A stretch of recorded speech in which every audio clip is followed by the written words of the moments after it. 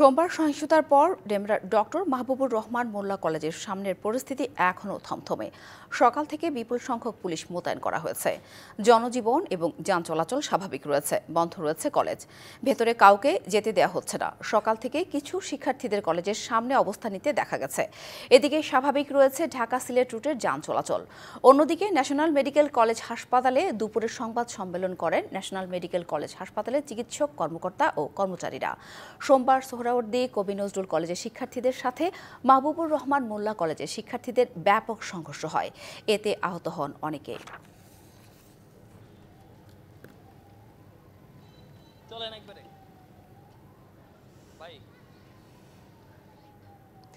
এই মুহূর্তে সোহরাওয়ার্দী কলেজে আছেন সহকর্মী আতিক মেজবা। লগ্ন, তার কাছ থেকে জেনে নেব বিস্তারিত। লগ্ন, সেখানকার সবশেষ পরিস্থিতি জানাবেন। সাথে এই মুহূর্তে আমি আছি সরকারি শহীদ সোহরাওয়ার্দী কলেজে। কিছুক্ষণ আগেই আমি ছিলাম ডক্টর মাহবুবুর রহমান মোল্লা কলেজে। দুটো কলেজেই আমি পরিদর্শন করছি।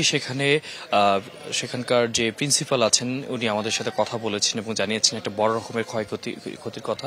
এবং এরপরে কিন্তু আমরা চলে এসেছি এই কলেজটিতে, অর্থাৎ সরকারি শহীদ সোহরাওয়ার্দী কলেজে। এখানেও কিন্তু যিনি প্রিন্সিপাল ছিলেন উনি আমাদের সাথে কথা বলেছেন।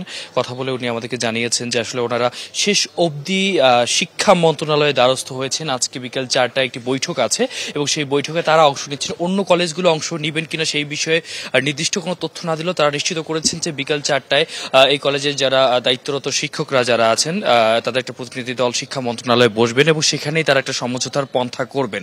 এবং এই কলেজেও ব্যাপক ক্ষয়ক্ষতি হয়েছে গত রোববার, এবং তারপরে কিন্তু সোমবারে কিন্তু এরই প্রতিক্রিয়া স্বরূপ কিন্তু ডক্টর মাহবুবুর রহমান মোল্লা কলেজে যে ক্ষয়ক্ষতি করা হয়। তো সাথে আমি আসলে একজনের সাথে কথা বলতে চাই। একজন অধ্যাপককে আমরা পেয়েছি, আমরা তার সাথে কথা বলে জানতে চাই যে সার্বিকভাবে তারা কি ভাবছেন। আপনি নিশ্চয়ই এখানে ছিলেন, আপনারা সর্বশেষ কি ভাবছেন? শিয়া বাটার ও ভিটামিন ই সমৃদ্ধ lily glam beauty soap. Lily, always beautiful. এখন আমরা ভাবছি আসলে কলেজের পরিবেশটা ফিরে আসুক। আমাদের যে পরিমাণ ক্ষয়ক্ষতি হয়েছে, আমাদের কলেজটা যদি ক্ষয়ক্ষতি পুষিয়ে নিতে পারে। আমাদের অনেক ভাঙচুর হয়েছে, ল্যাপটপগুলো নিয়ে গেছে, সবগুলো তছনছ। আপনারা তো দেখলেন। তো এই অবস্থা যেন আমরা শীঘ্রই কাটিয়ে উঠতে পারি। একটা প্রশ্ন আপনাকে করতে চাচ্ছি যে আপনি বলছিলেন যে অনেক ইলেকট্রিক যন্ত্রপাতিও নষ্ট করা হয়েছে, পরীক্ষা চলছিল, সেক্ষেত্রে পাঠ্যক্রম শুরু করার ক্ষেত্রে কি কি আসলে প্রতিবন্ধকতা আপনাদের সামনে আছে বা চ্যালেঞ্জ আছে? আমাদের এখন অনেক চ্যালেঞ্জ, বিশেষ করে আমাদের টেবিল বেঞ্চগুলো অনেক ক্ষতিগ্রস্ত হয়েছে। আমাদের প্রত্যেকটা বিভাগ তছনছ করা হয়ে গেছে। আমাদের ল্যাবগুলো ক্ষতিগ্রস্ত হয়েছে। তো আমাদের এখন একটু সময় লাগবে। আমরা কাজ শুরু করছি, কাজ করব। আমাদের মন্ত্রণালয়কে তো জানানো হয়েছে। তো আসলে এখন আমরা সার্বিক সবাই সহযোগিতায় চাচ্ছি আর কি, একটা সুস্থ সুন্দর পরিবেশ ফিরে আসুক, আর একটা স্বাভাবিক আইনশৃঙ্খলা পরিবেশ থেকে সুন্দর হোক, সবাই স্বাভাবিকভাবে ফিরে আসে, এটাই আমরা কামনা করছি আর কি।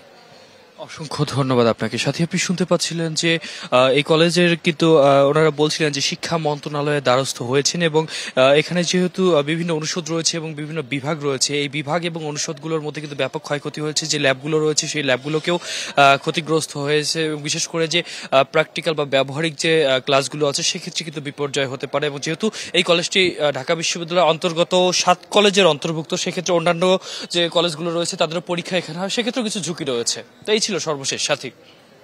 ধন্যবাদ লগ্ন।